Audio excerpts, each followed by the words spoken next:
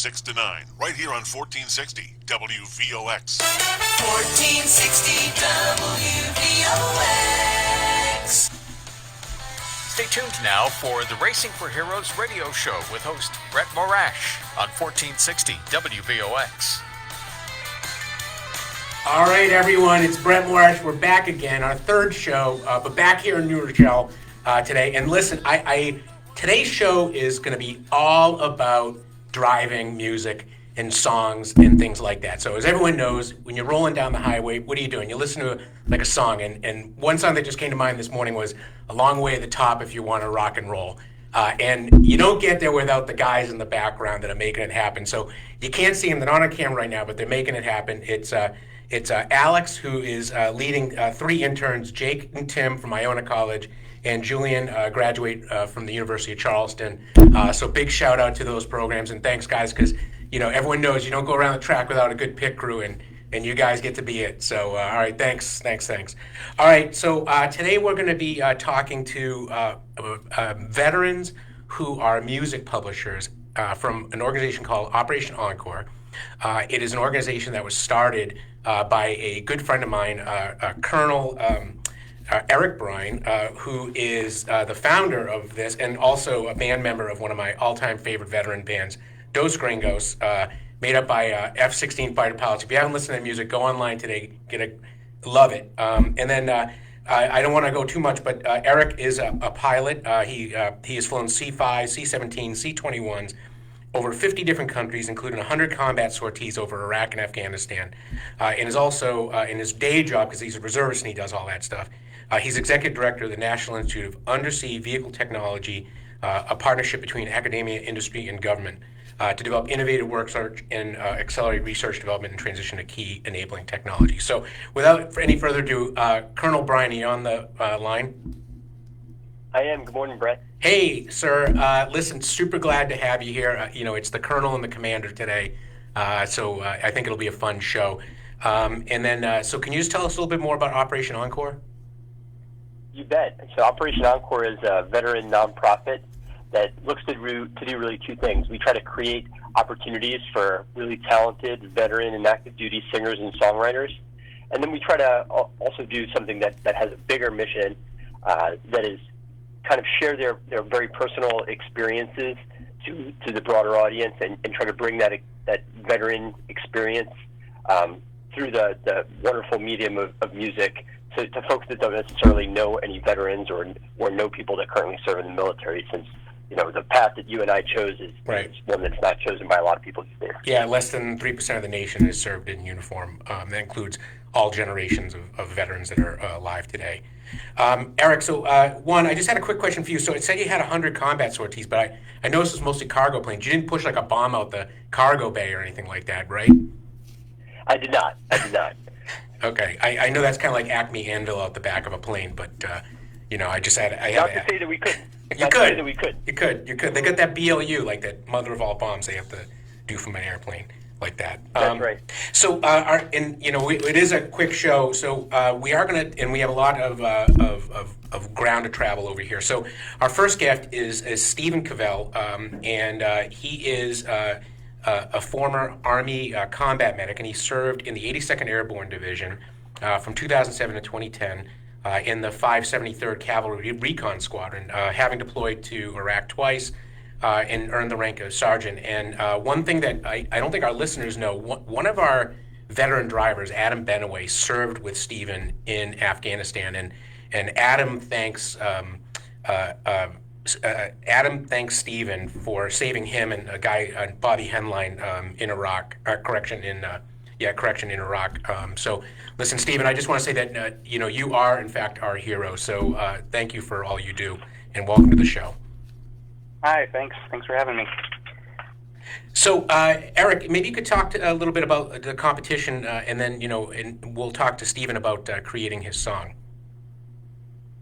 Sure, yeah, this is a great opportunity for us, and we're so glad we were able to partner with Racing for Heroes.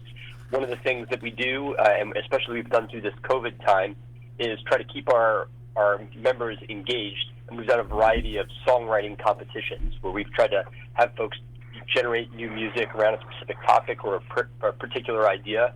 And it was phenomenal to be able to use this Racing for Heroes platform as an opportunity to do one of those songwriting competitions to try to develop a theme song for you. Right. And so, Stephen, tell us a little bit about your song before we play a little bit of it.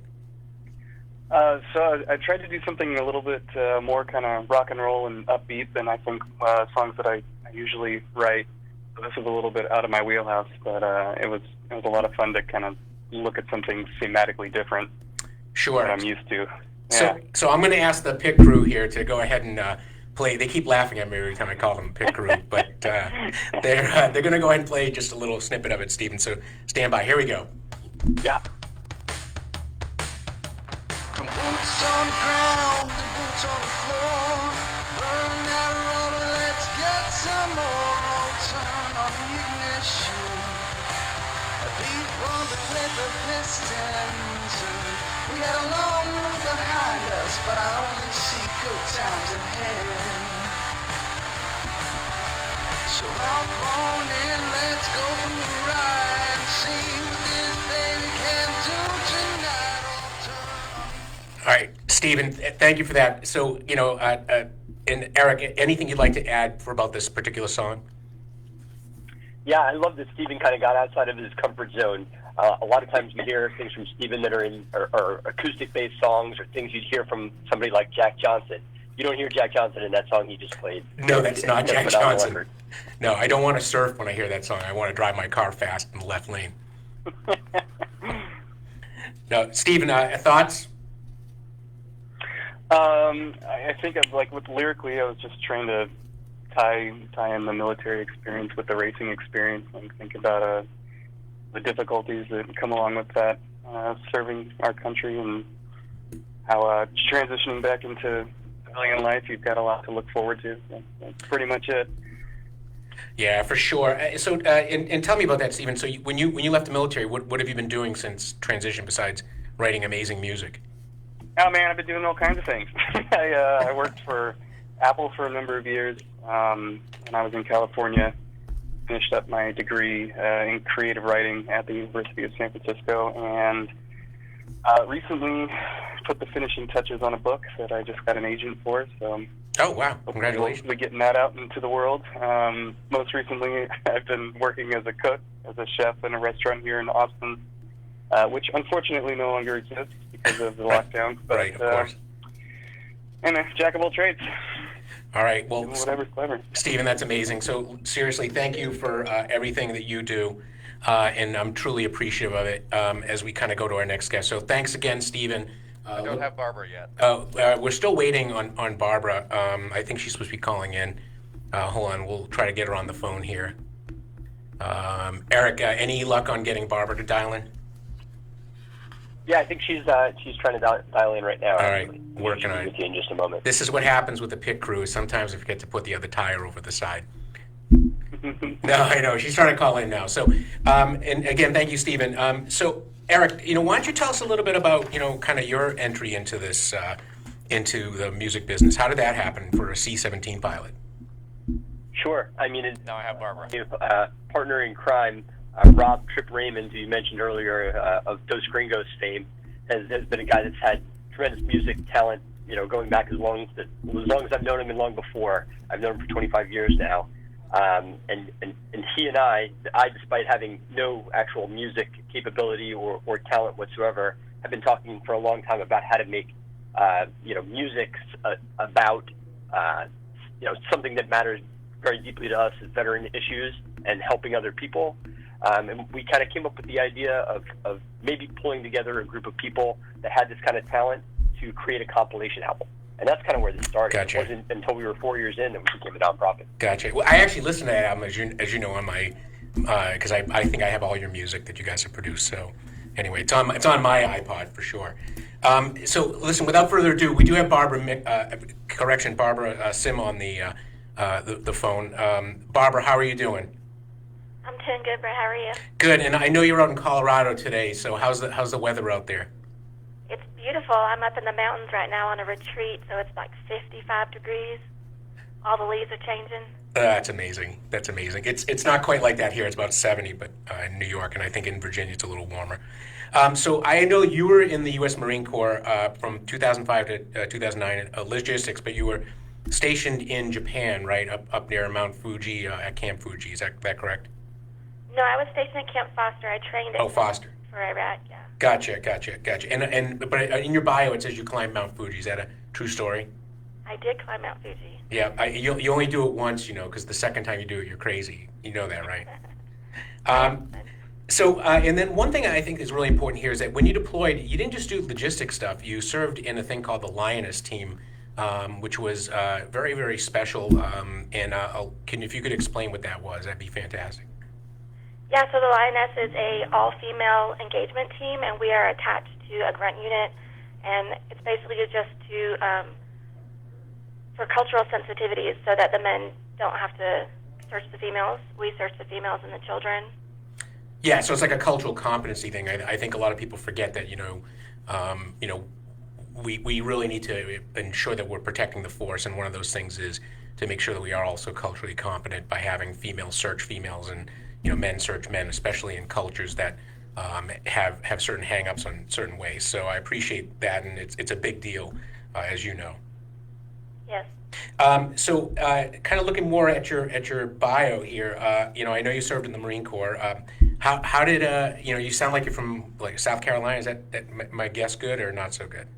That was on point. I'm from South Carolina, yeah. So why the Marine Corps? What drove you there? It was actually kind of an accident. I was Army National Guard for a few years, and then I got out and I wanted to join the Air Force and be an aerospace physiologist and work for NASA. That's a good job. I mean, I had an uncle that worked for NASA, so I was kind of drawn in. But the Air Force wasn't taking prior service, so I was walking out of the Air Force office, and there was a Marine smoking, and he asked me, "Are you joining the Air Force?" I was like, "No, they don't want me." And he's like, "Well, we'll take you." I'm like, "Well, all right." Oh, that's amazing.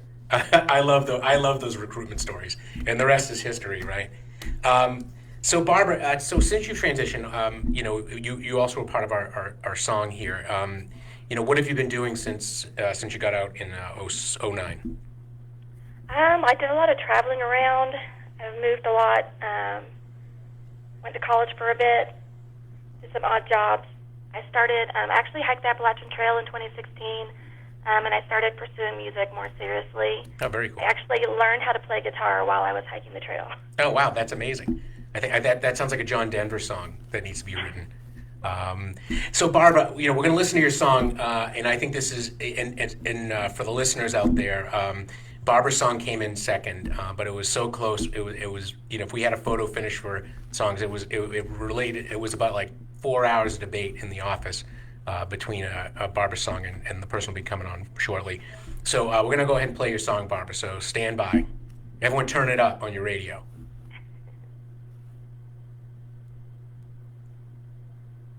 All right, we're getting there.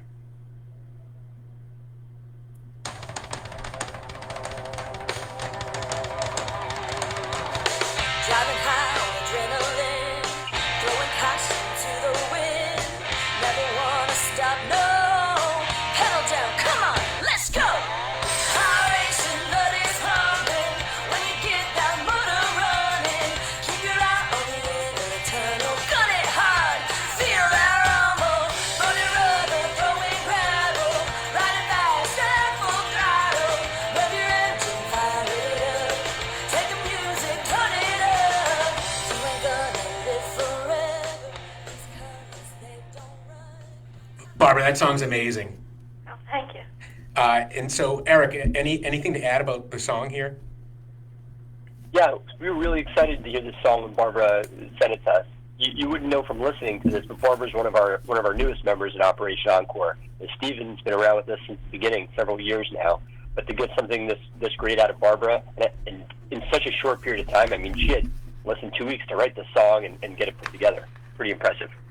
Yeah, Barbara, you're a rock star, so I just want to throw that out there to the universe. Thanks, guys. Hey, wait, today's special though, isn't it, Barbara? Tell us about what today is. Today is the release day for that song. It's going to be available. I already checked. It's available on iTunes right now. I don't see it on Spotify yet, but hopefully throughout the day it'll start becoming available. All right, and it got played here on WVOX, hopefully first, so I just want to throw that out there as well.